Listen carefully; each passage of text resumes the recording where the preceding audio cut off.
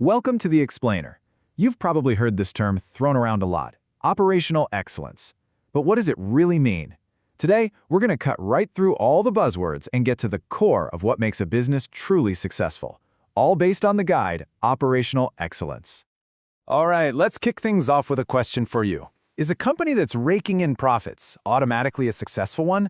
I mean, picture this. A company, its profits are through the roof, year after year. Looks great on paper, right? But what if behind the scenes, it's a revolving door? Employees are burning out and leaving in droves. Is that really success? Well, that's the tricky part, isn't it?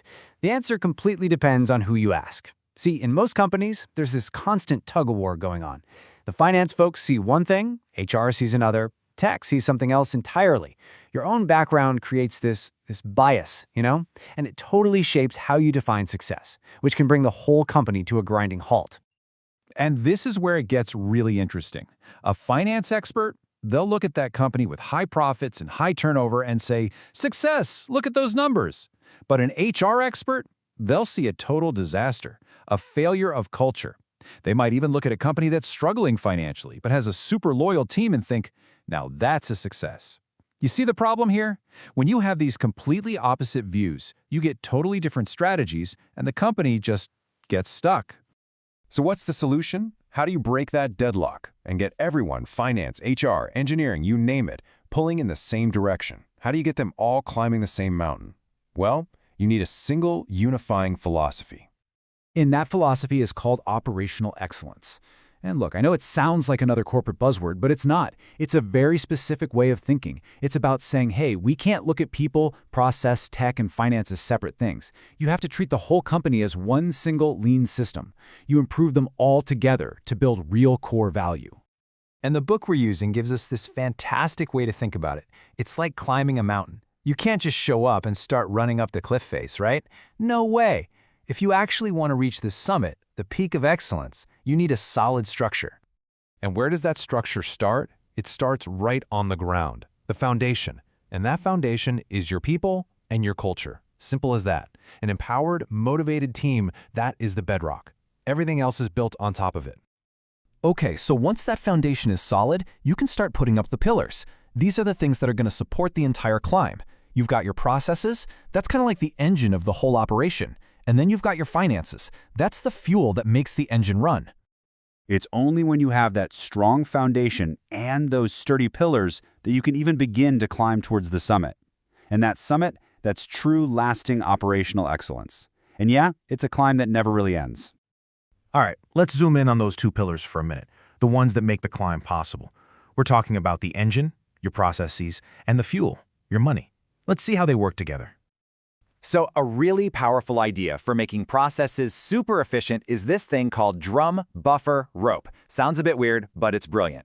First, you find your biggest bottleneck, the slowest part of your whole system.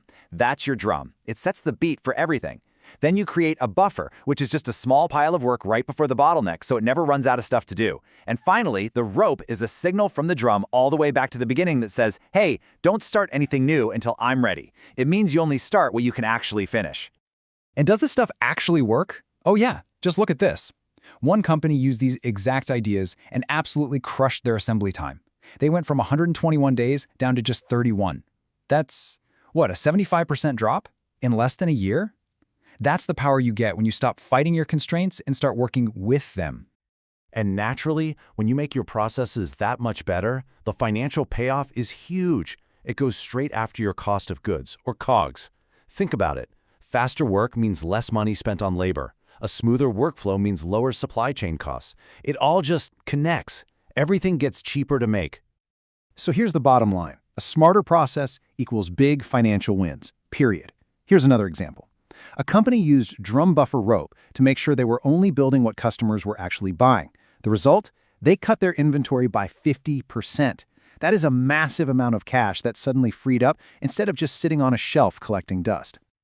But hold on, you can have the best, most efficient process on the planet, but it will absolutely crumble if you forget the most important piece of the puzzle, the foundation of the whole climb. Let's talk about the people.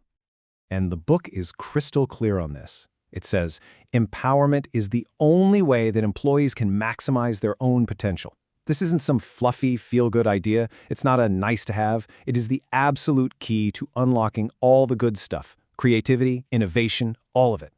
So what does that actually look like in the real world? Well, it's the total opposite of traditional management. Traditional managers, they micromanage. They punish failure. Empowering managers, they give people real end-to-end ownership. They see mistakes as chances to learn. They hire people who are smarter than them.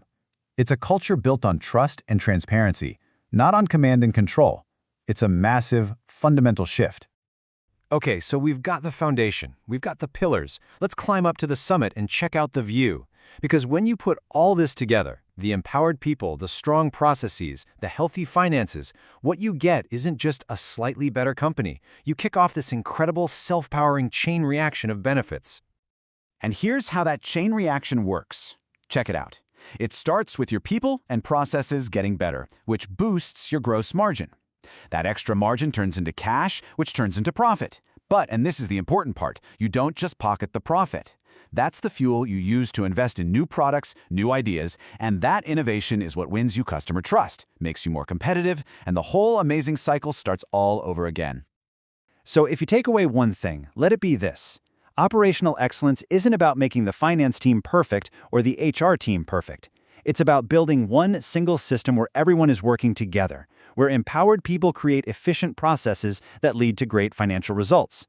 And that leaves us with one last question for you to think about. This whole idea of finding your constraint, your bottleneck, it works for huge companies, but it also works for us as individuals. So, what's the biggest thing holding you back from being excellent in your own work, or even in your life? Whatever that is, that's your drum. Find it.